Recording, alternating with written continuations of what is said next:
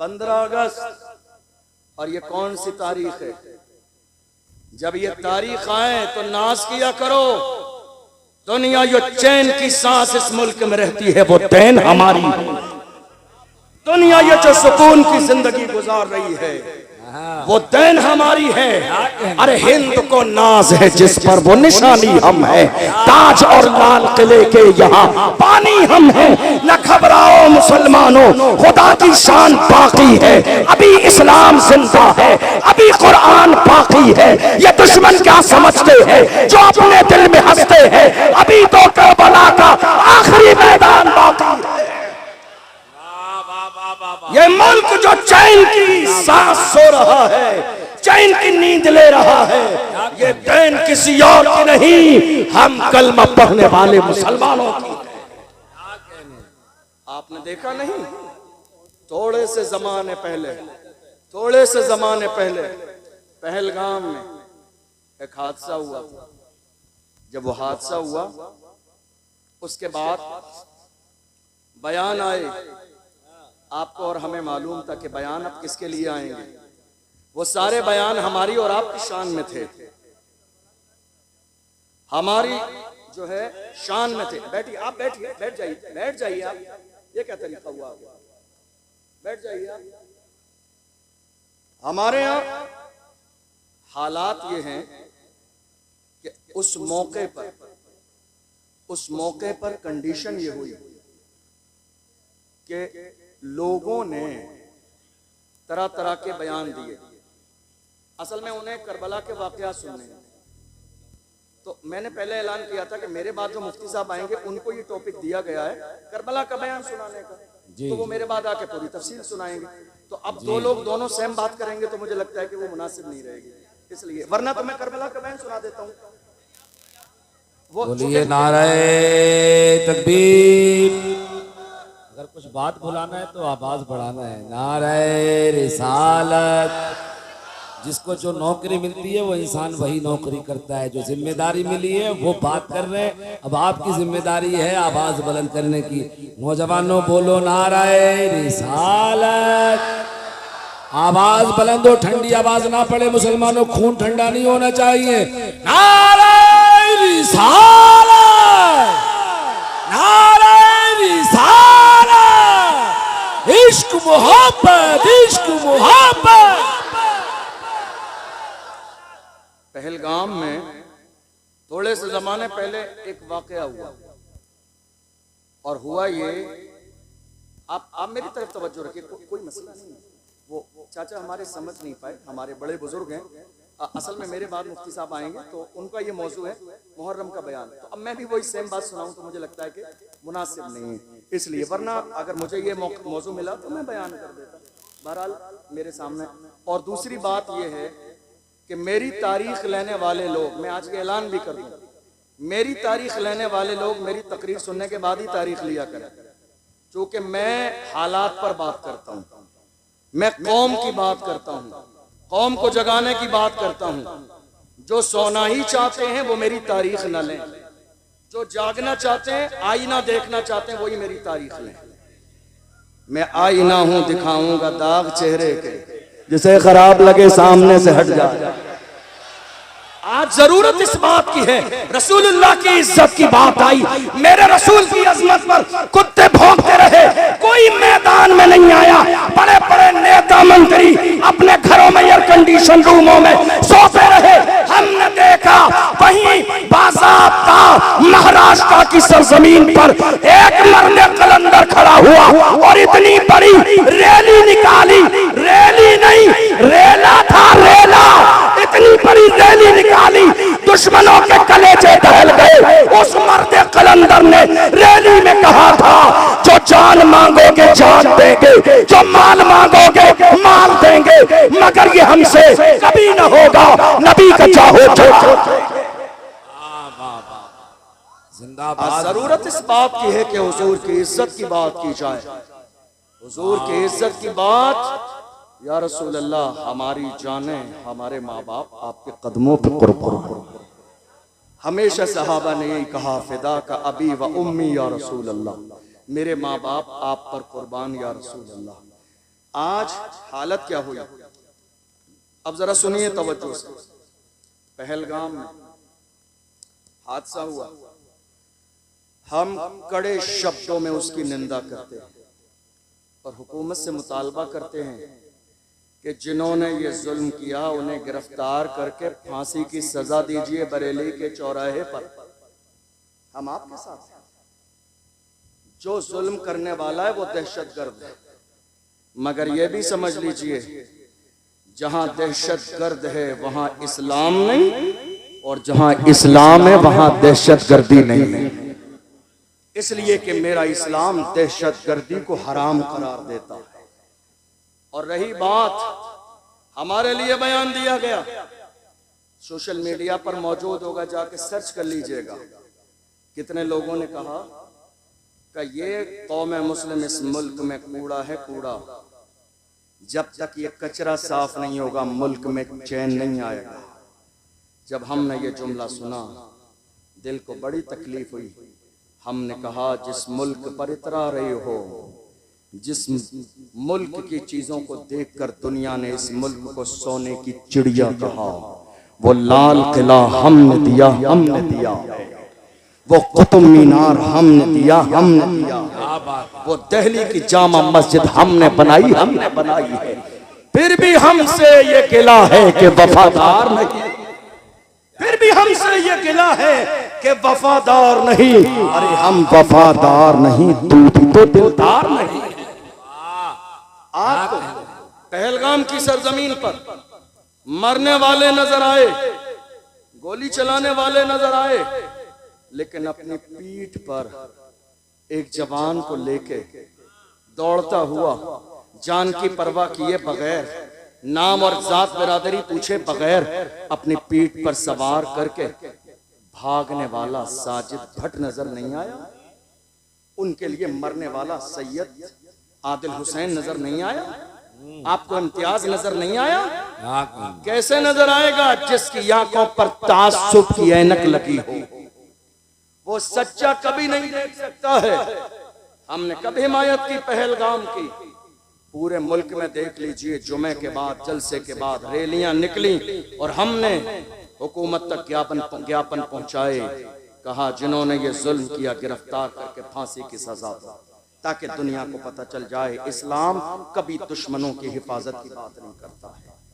लेकिन रही ये बात कि हमें यह समझ लिया गया किराएदार हैं, किराएदार नहीं हैं। असल में गलती कहां हुई? कौम मुस्लिम से। कौम मुस्लिम से गलती यहां हुई, हमने हर जमाने में नारा लगाया, वफादार भी हैं, जिम्मेदार भी हैं, बस खामोश हो गए। आज नारा लगाइए, वफादार भी हैं, जिम्मेदार भी हैं, और इस मुल्क में बराबर के हिस्सेदार भी हैं। नारे तकबीर, नारे रिसालत।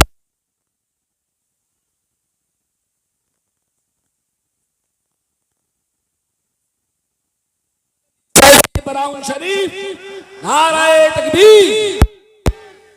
नारा ये लगाइए, हम जिम्मेदार भी हैं, वफादार भी हैं, और इस मुल्क में बराबर के हिस्सेदार भी हैं। क्या है? क्या है? हिस्सेदार भी हैं। और जब से हमने ये दुनिया तो ये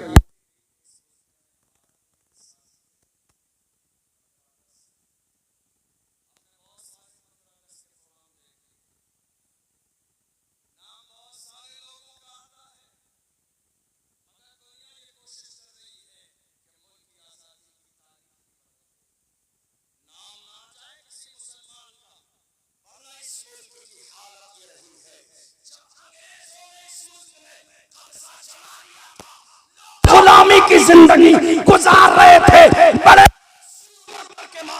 घरों में घुसे थे। ऐसे आलम में मेरा एक आलिम मदरसे में पढ़ाने वाला खड़ा हुआ था, दिल्ली की जामा मस्जिद से जिहाद का फतवा दिया था। दुनिया उस आलिम को अल्लामा फजले खैराबादी के नाम से जानती है।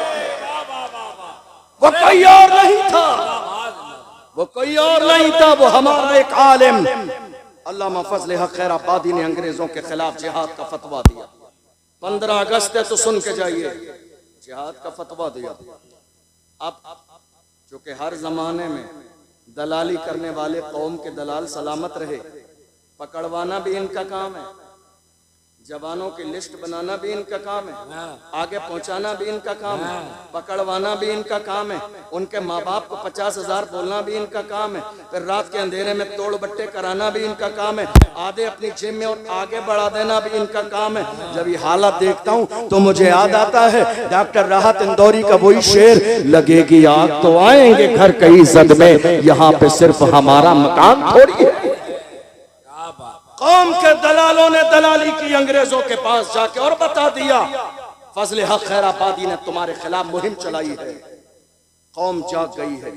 आपको मालूम है अंग्रेजों को, जरा तवज्जो से सुनिएगा, मैं बस 15-20 मिनट में अपनी बात मुकम्मल कर रहा हूँ। मोहम्मद अली फैजी भाई आ चुके हैं, पूरे मुल्क का मशहूर लहजा अल्हम्दुलिल्लाह, जिसे तमाम लोग पसंद करते हैं। हम मैं बस मुकम्मल करने लगा हूं क्योंकि वक्त भी बहुत ज्यादा होगा। अल्लामा फजल हक खैराबादी जिहाद का फतवा दिया।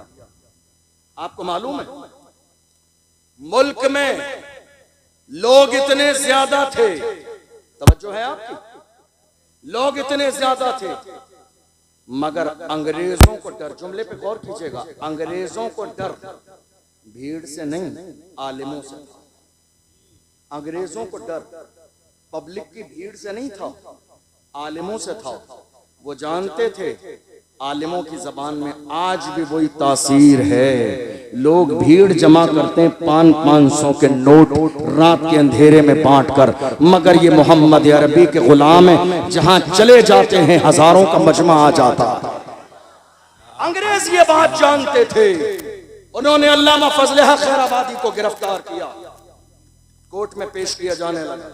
कोर्ट में एक जानने वाला था अल्लामा फजल हक खैराबादी का, उसने कहा हजरत आपका नंबर आएगा ना, तो पूछा जाएगा, तो मैं जब आपसे कहा जाएगा आप मना कर देना कि मैं वो फजल हक खैराबादी नहीं हूं जिसने फतवा दिया है, फिर मैं सब संभाल लूंगा। जब आप गए नाम आया तुम ही हो, कहा मैं ही फजल हक खैराबादी हूं जिसने तुम्हारे खिलाफ जिहाद का फतवा दिया। उसने कहा हजरत मैंने समझाया था आपकी जान बच जाएगी। अल्लाह अकबर। फजल हक खैराबादी ने कहा जान बचानी किसको है, जान नहीं बचानी है, हमें तो लोगों का ईमान बचाना है। जान बचानी किसको है, जान दे दी उसी की थी, हक तो ये है कि हक अदा। जान बचानी किसको है, हमें तो अपना और लोगों का ईमान बचाना है। अल्लामा फजल हक खैराबादी को गिरफ्तार किया गया, जजीरा अंडमान ने को मार ले गए, काले पानी की सजा दी। एक अंग्रेज आया और अल्लामा फजल हक खैराबादी से कहा मौलाना अब भी वक्त है, फतवा बदल दो, वापस ले लो फतवा, हमारे हाथों में हाथ दे दो, जान बच जाएगी, सरकारी ओहदा मिलेगा, सैलरी मिलेगी, पैसे मिलेंगे, आप जैसा काबिल आदमी जेल में जिंदगी क्यों जाए कर रहा है। ये पेशकश आज के जमाने में हमारे जवानों के सामने भी हर मौके पे की जाती है। इलेक्शन के जमाने में, गलत काम के जमाने में, अरे उनके साथ क्या रखा है, गरीब लोग हैं, हमारे साथ आ जाइए। मगर मुस्तफा के गुलाम हर जमाने में ऐसे रहे हैं, उनके कदमों में दुनिया की शोहरत और दौलत लाके डाल दी है, मगर फिर भी मेरी कौम के जवानों ने दौलत को ठोकर मार के कहा अपना सब कुछ गुंबद खजरा कल भी था और आज भी है, मेरे नबी से मेरा रिश्ता कल भी था और आज भी है, बतला दो गुस्ताख नबी को गैरत मोमिन जिंदा है, उन पे मर मिटने का जज्बा कल भी था और आज भी है। क्या बात है हजरत, जिंदाबाद। यह किसी और की तारीख नहीं, मोहम्मद अरबी के गुलामों की तारीख है। आपने देखा नहीं अल्लामा फजल हक खैराबादी का कहा मौलाना वक्त है, फतवा वापस ले लो। अल्लामा फजल हक खैराबादी ने अंग्रेज के चेहरे पर थूक दिया और कहा जालिम तू फतवे की बात करता है, हम हुजूर के गुलाम हैं, हमारे कलम से जो फतवे निकल जाते हैं हुकूमतें बदल जाती हैं, फतवे नहीं बदलते। दुनिया ने देख लिया, फतवा अपनी जगह कायम रहा, मगर अंग्रेजों की हुकूमत बदल गई। तकरीबन 75 साल का जमाना गुजर गया। इस मुल्क की आजादी के बाद उस जमाने से लेकर आज तक एक पार्टी थी इस मुल्क में। जब मुल्क आजाद हुआ सबने उसी पार्टी का समर्थन किया, लेकिन थोड़े से जमाने में मुल्क में लोग और बिरादरियां ये समझ गई ताबेदारी क्या है और हिस्सेदारी क्या है, हिस्सेदारी क्या है और गुलामी क्या है। लोग समझ गए और जो समझते गए वो अलग होते गए, अपनी पार्टी बनाते गए। 75 साल का जमाना गुजर गया। तने तन्हा कौम मुस्लिम है जो आज तक दरी बिछा रही है, जो आज तक स्टेज लगा रही है, जो आज तक दूसरों के फ्लैक्स लगा रही है, जो आज तक दूसरों के नारे लगा रही है, जो आज तक दूसरों के लिए वोट मांग रही है। कितने हमारे लोगों को स्टेज लगाने के बाद स्टेज से नीचे उतार दिया गया। वीडियो सोशल मीडिया पर मौजूद है, जाके देख लीजिएगा। आज तक हम दूसरों की रजा में लगे हैं, वरना मेरे आला हजरत का पीर खाना मारहरा मुतहरा से सैयदुल उलमा ने फरमाया, किसी की जय विजय हम क्यों पुकारे, क्या गरज हमको, हमें काफी है सैयद अपना नारा या। हमें अल्लाह ने गुलामी के लिए पैदा नहीं किया है, अल्लाह ने हमें गुलामी के लिए पैदा नहीं किया है, अल्लाह ने हमें क़यादत के लिए पैदा किया है। कायद बनो, अल्लाह ने हमें लीडर बनने के लिए पैदा किया है। अपने अंदर सियासी शऊर पैदा करो, लीडर बनने का मिजाज पैदा करो। अल्लाह ने हमें गुलामी के लिए पैदा नहीं किया है। आज हमारे जहनों में गुलामी बिठा दी गई है। हमारी तादाद से ज्यादा कम तादाद वाले लोग इस मुल्क के बड़े से बड़े ओहदे और मनसब पर रह चुके हैं। हमारा हाल क्या है? अब सुनिए, हमारा हाल यह है, अगर कोई आलिम, तवज्जो है आपकी, 10-15 मिनट लूंगा, इससे ज्यादा नहीं। हमारा कोई आलिम अगर कौम की बात करे तो हमारे अपने कुछ लोगों को बुरा लगने लग जाता है। उन लगता है यार ये तो मस्जिद है, जलसा है, नमाज रोजे की बात होनी चाहिए। खाली नमाज रोजा इस्लाम नहीं है, नमाज रोजा इस्लाम नहीं है। ये जो आज हुकूमत की जा रही है इसका मिजाज मुस्तफा जान रहमत ने अता फरमाया। आज हम ये सोच रहे हैं कि नहीं साहब खाली हमने नमाज रोजे की बात कर ली। सियासत नाजायज और हराम नहीं है। मौजूदा दौर में मस्जिदों की हिफाजत के लिए सियासत करना बाइसे सवाब है। मौजूदा दौर में मदरसों को बचाने के लिए सियासत करना सवाब का काम है। मौजूदा दौर में बेटियों की इज्जत बचाने के लिए सियासत करना सवाब का काम है। तुम्हें अंदाजा नहीं, तुमने देखा नहीं 1.5 साल पहले महाराष्ट्र की सरजमीन पर मेरी एक बहन मुस्कान को कॉलेज से बाहर निकाल दिया गया। हिजाब की बुनियाद पर का हिजाब लगाना है, स्कूल में जाने न दिया जाएगा। वो तो सलामत रखे खुदा उसके वालिदैन को, जिसने कौम की लाज बचा ली। उसने कहा एग्जाम छोड़ना गवारा है, हिजाब छोड़ना गवारा नहीं है। क्या बात है, वाह वाह वाह। अल्लाह सलामत रखे उसके वालिदैन की तरबियत को। तुमने देखा नहीं ये फैसले आज कौन सी मस्जिद रहेगी और कौन सी मस्जिद न रहेगी, ये फैसले आज सियासत की बुनियाद पर। ये बात मानते हैं आप? नहीं मानते? ये बात मानते हैं आप? बताइए आप। आज ये सारे फैसले इसी बुनियाद पर होते हैं। जरूरत इस बात की है कि मेरी कौम जाग जाए। जरूरत इस बात की है, ये जो हमारे यहाँ इख्तलाफ हो रहा है ना, ये फला पीर साहब के मानने वाले, ये फला पीर साहब के, ये फला पीर साहब के, बाज आ जाइए इन हरकतों से, बाज आ जाइए इन कामों से। जितने भी पीर सुन्नी हैं और मसलके आला हजरत पर कायम हैं वो सब हमारे सरों के ताज हैं। जुमला सुन लीजिए मेरा, जितने भी सुन्नी हैं और मसलके आला हजरत पर कायम हैं वो सब के सब हमारे सरों के ताज हैं। चाहे वो रज़वी हों, वो बरकाती हों, वो नक्शबंदी हों, वो सोहरवर्दी हों, वो निज़ामी हों, वो जो भी हों। ये मसला इख्तलाफ लड़ाई झगड़े का नहीं है। अल्हम्दुलिल्लाह हम सब कलमा पढ़ने वाले मोहम्मद अरबी के गुलाम। ये जो आज हमारे यहाँ इख्तलाफ हो रहा है, आपको मालूम है अंग्रेजों का एजेंडा क्या था? सुनिएगा इस बात को गौर से। अंग्रेजों का एजेंडा ये था कि लड़ाओ, फूट डालो और राज करो। यही हुआ आज हमारे यहाँ। किसी मौके पर हमारी कौम एक जगह जमा होती है, हमारी मस्जिद में इख्तिलाफ, मदरसे में इख्तिलाफ, कमेटी में इख्तिलाफ, कब्रिस्तान में इख्तिलाफ, उर्स में इख्तिलाफ, कव्वाली में इख्तिलाफ, हमारे जलसे में, मिलाद में इख्तिलाफ है। कोई चीज ऐसी जो मुसलमानों में इत्तेहाद हो? और इसका सबसे बड़ा नुकसान किसको हो रहा है? आज हालात हमारी निगाहों के सामने हैं।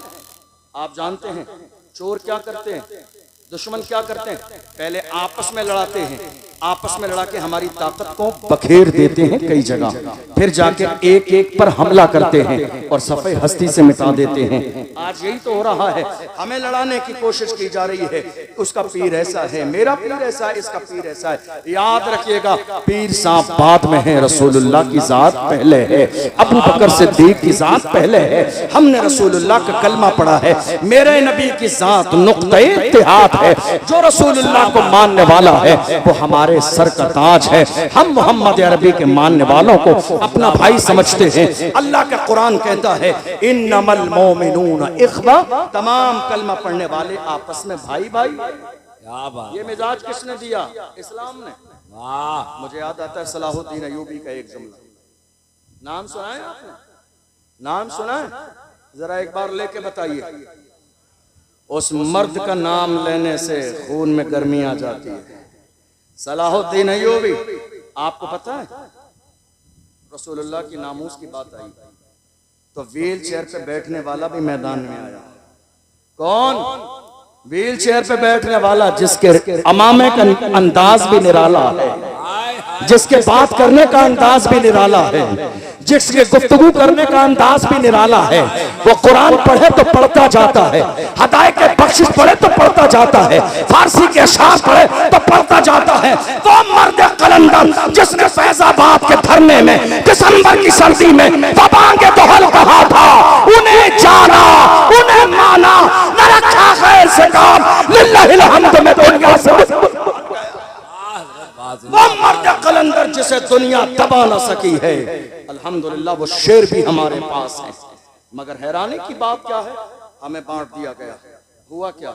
उसी जमाने में और हमारे एक और आलिम दीन गिरफ्तार हुए थे, आपको मालूम है? 7-8 महीने जेल में रहे सलमान। हमारे उलमा ने जुमे में, तवज्जो से सुनिएगा, जुमे में जब ये बात की तो बाहर आके मस्जिद की कमेटियों ने जुमे के बाद का, हजरत आप अपना हिसाब कर लीजिए, हमको ऐसा इमाम नहीं चाहिए जो इस तरह की हालात पर बात करे। आगे खबर पहुंच गई तो जवाब कौन देगा? सदर साहब ने रोक दिया। कितने शहरों में, मैं आपके इलाके की बात नहीं कर रहा हूँ, मुझे आपके इलाके के हालात पता भी नहीं है, बहुत सारे मुल्क के कोने कोने में ऐसा हुआ। रोक दिया गया और कहा हजरत ये बात मत कीजिए, हमारी जान पे बनाएगी। मैं तो उन लोगों से कहता हूं कोई फर्जो वाजिब नहीं है कि तुम सदर सेक्रेटरी रहो, छोड़ दो, किसी सलाहुद्दीन अय्यूबी के गुलाम के हवाले कर दो, ये ओहदा किसी मर्द के हवाले कर दो। तुम्हारे जैसे बुज़दिलों की जरूरत नहीं है ये ओहदा संभालने के लिए, और कोई फर्जो वाजिब नहीं है। तुम जब तक जिंदा रहोगे कमेटी के सदर तुम रहोगे। अरे कुर्सी है तुम्हारी, ये जनाजा तो नहीं है, कुछ कर नहीं सकते तो उतर क्यों नहीं जाते? कुर्सी है तुम्हारी, ये जनाजा तो नहीं है, कुछ कर नहीं सकते तो उतर क्यों नहीं जाते? छोड़ दो, उसको दो जिसके सीने में कौम का दर्द हो, उसको दो जिसके अंदर बोलने की सलाहियत हो, उसके हवाले करो जो रसूलुल्लाह के नाम पर मरने और मिटने का जज्बा रखता हो। मुझे याद है सलाहुद्दीन अय्यूबी का एक तारीखी जुमला। सलाहुद्दीन अय्यूबी ने एक जुमला कहा था, उन्होंने फरमाया था अगर मुसलमान मुसलमान का दुश्मन न होता तो हम पूरी दुनिया को फतेह कर लेते। अगर मुसलमान का दुश्मन न होता, अगर मुसलमान का दुश्मन न होता तो हम पूरी दुनिया को फतेह कर लेते। हम क्या कर रहे हैं? हम कोर्ट में किसके लिए जा रहे हैं? सगे भाई के खिलाफ। हम कचहरी के चक्कर लगा रहे हैं किसके खिलाफ? सगे भाई के खिलाफ। एक बालिश जमीन के लिए, एक बालिश जमीन के लिए, अरे यही रह जानी है ये जमीन।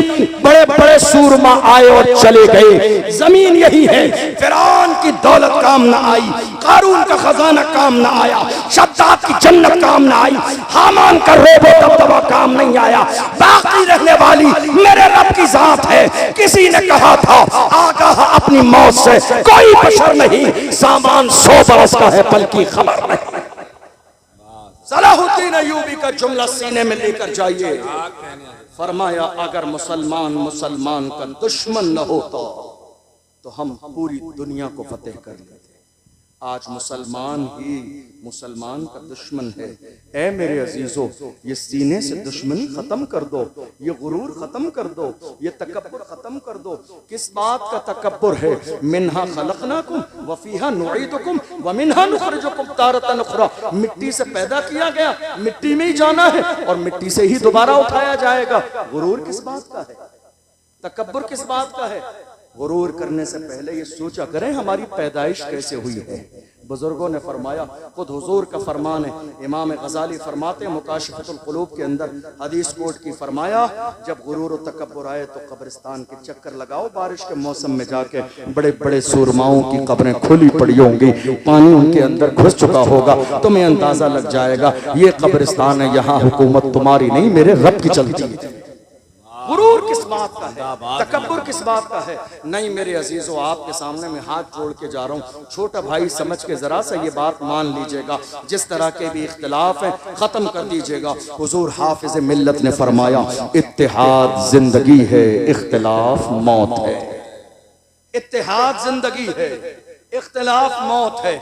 जिस दिन कौम मुस्लिम को यह बात समझ में आ गई, हालात ऐसे नहीं रहेंगे जैसे हालात थे। मैं आपको बताऊं, इसी मुल्क की मुहिम में बस बात मुकम्मल होने लगी है। इसी मुल्क की मुहिम में तन्हा अल्लामा फजले हक खैराबादी नहीं थे। कल क्या है? 15 अगस्त। बताइए लोगों को जाके इस मुल्क की आजादी में हमारा किरदार कितना है? कभी नाम लिखा देखा अल्लामा फजले हक खैराबादी का? कहीं किसी फ्लैक्स पर नाम नहीं आएगा। बाजार में 50 फ्लैक्स शहरों में लगाए जाते हैं, कभी नाम आया? बताइए, कभी नाम आया अशफाकुल्लाह खान का? कभी नाम आया सैयद किफायत अली काफी का? कभी नाम आया मुफ्ती सदरुद्दीन आसुर्दा दहलवी का? कभी नाम आया इन सारे सूरमाओं का जिन्होंने मुल्क के लिए आजादी दी?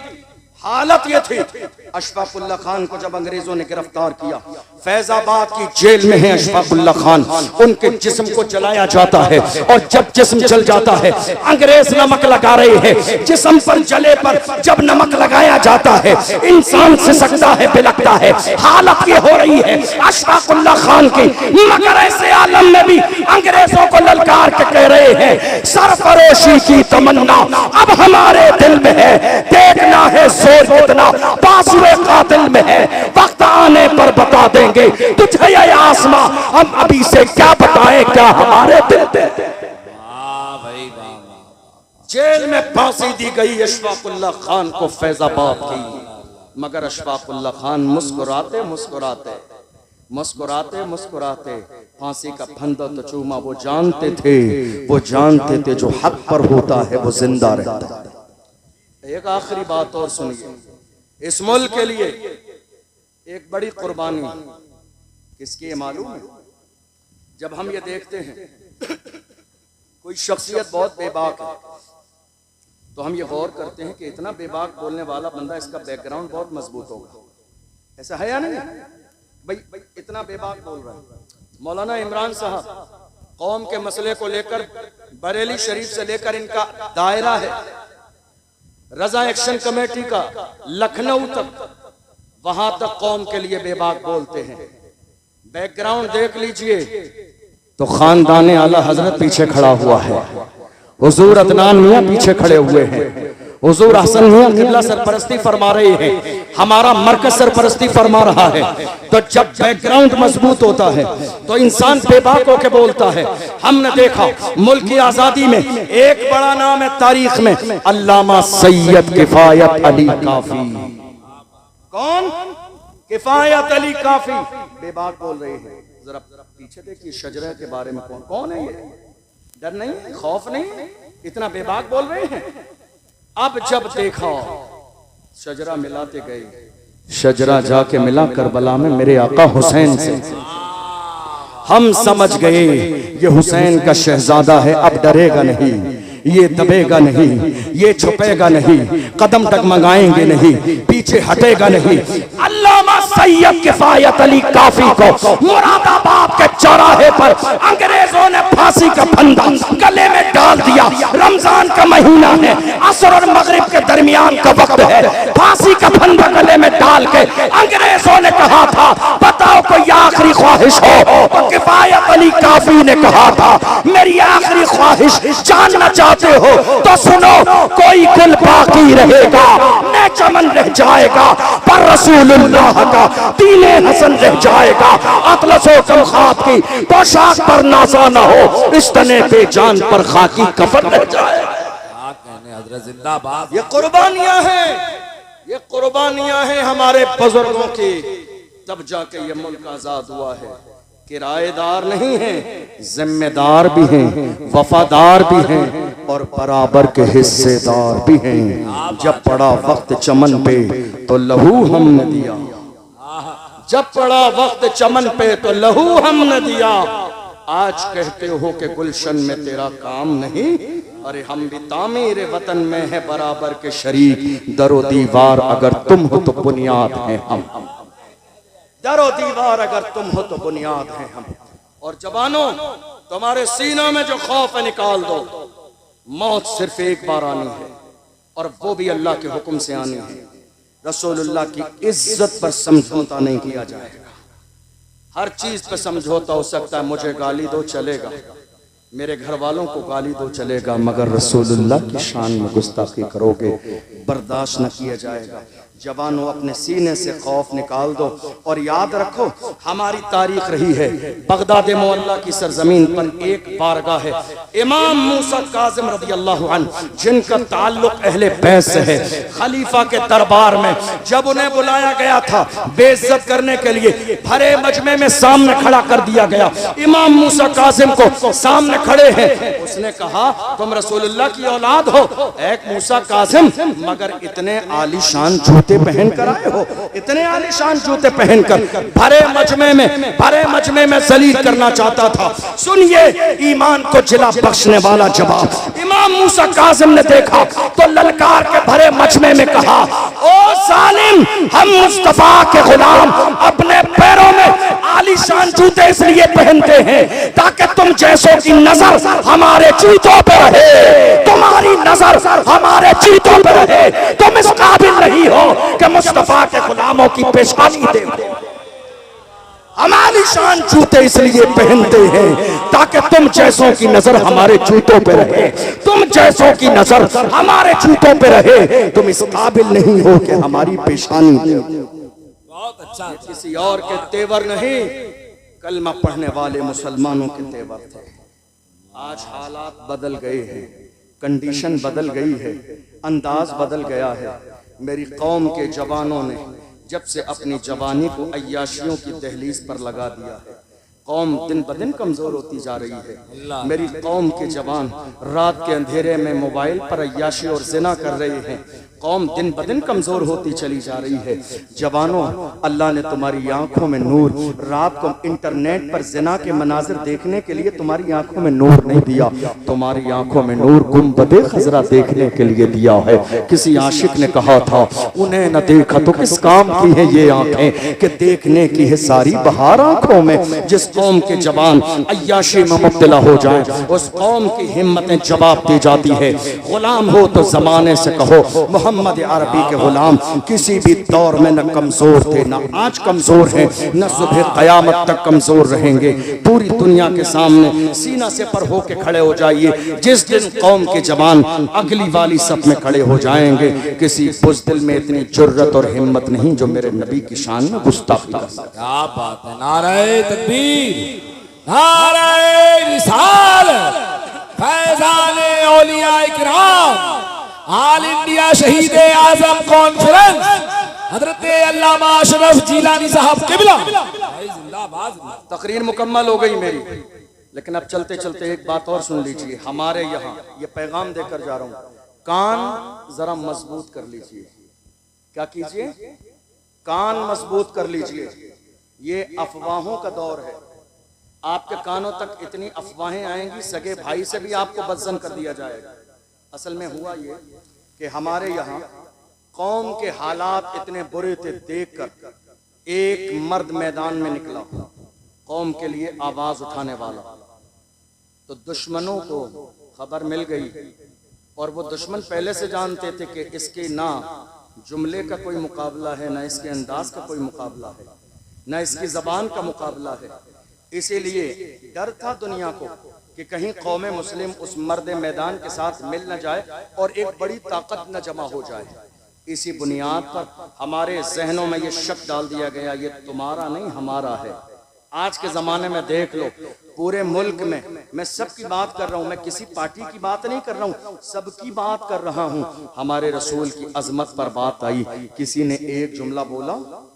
बताइए आप, किसी पार्टी से एक जुमला नजर आया तुम्हें? नहीं। अजान की बात आई, किसी ने एक जुमला बोला? हमारे लिए कोई बोलने वाला नहीं है, और हमारे लिए आगे भी कोई नहीं बोलेगा।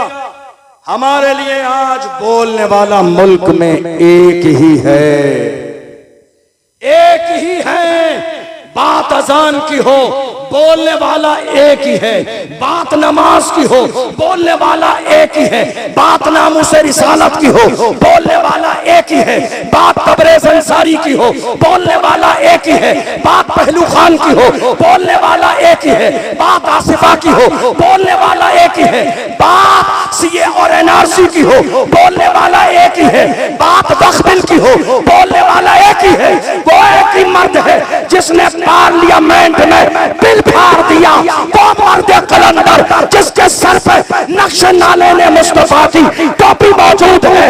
हम समझ गए जो मुस्तफा का वफादार होता है वो कौम का गद्दार कभी नहीं हो सकता। जो मुस्तफा का वफादार होता है वो कौम का गद्दार कभी नहीं हो सकता। ये दर्द है, दुनिया के पेट में दर्द है कि कहीं ऐसा न हो कि कौम मुस्लिम इस मर्द मैदान के साथ खड़ी हो जाए और मुसलमानों की क़यादत आ जाए। मगर याद रखिए वो दिन दूर नहीं, वो दिन दूर नहीं, क़यादत आएगी। तिरंगा लहराता है, लहराता रहेगा। इज्जत के ताज फिर से मुसलमान सरों पर पहनेंगे। फिर से रसूलुल्लाह की अजमत के डंके जैसे हर जमाने में बजते आए हैं वैसे आज भी बजेंगे और सुबह क़यामत तक बजेंगे। जरूरत इस बात की है कि हमारी कौम अपने एक वोट की कीमत समझ ले। हमारे यहाँ इलेक्शन में क्या होता है, पूरे खानदान के वोट एक आदमी रात के अंधेरे में 500 रुपए में बेच देता है, और जुमे में हजरत से जाके कहता, हजरत जरा दुआ करा देना अल्लाह जालिम हुक्मरान से निजात दे। नहीं मेरे अजीजों, हाथ जोड़ता हूँ आपसे, ये एक जरूरी बात थी, आपसे कहना जरूरी था। क्योंकि आज हमारी क़यादत नहीं है, आज हमारी लीडरशिप नहीं है, इसलिए हालात दिन ब दिन बिगड़ते चले जा रहे हैं। ये मस्जिदें तोड़ी जाती हैं, हमारे कलेजे दहल जाते हैं। ये मस्जिदों के मीनार तोड़े जाते हैं, अजानों पर पाबंदी लगाई जाती है, दिल पे तकलीफ होती है। नहीं मेरे अजीजों, मजबूत करो अपने आप को। मैं ये नहीं कह रहा हूँ किसी पे जुल्म करूँ, हम इस मुल्क के कानून को मानने वाले हैं, हम संविधान के मुताबिक जिंदगी गुजारने वाले हैं। हमारा मजहब इस्लाम न लड़ने की इजाजत देता है न जुल्म करने की, लेकिन हमारे मुल्क का कानून हमें अपने मजहब के मुताबिक जिंदगी गुजारने की इजाजत देता है। मुत्तहिद रहें, मुनज़्ज़म रहें, अपनी क़यादत का मिजाज बनाएं, गुलामी का नहीं। इसलिए कि अल्लाह ने हमें गुलामी के लिए नहीं, क़यादत के लिए पैदा किया है। अल्लाह की बारगाह में दुआ है, परवरदिगार आलम हमने जो सुना है इसे समझने और अमल करने की तौफीक अता फरमाए। वैसे तो और भी बहुत सारी चीज़ें मेरे जहन में थी आपको बताने के लिए, लेकिन 1:45 बज चुके हैं और अब वक्त में गुंजाइश नहीं। मोहम्मद अली भाई भी काफ़ी देर से इंतज़ार कर रहे हैं, उसके बाद मुफ्ती फुरकान साहब हैं। इंशाअल्लाह कभी और मौका रहा तो मज़ीद बातें करेंगे।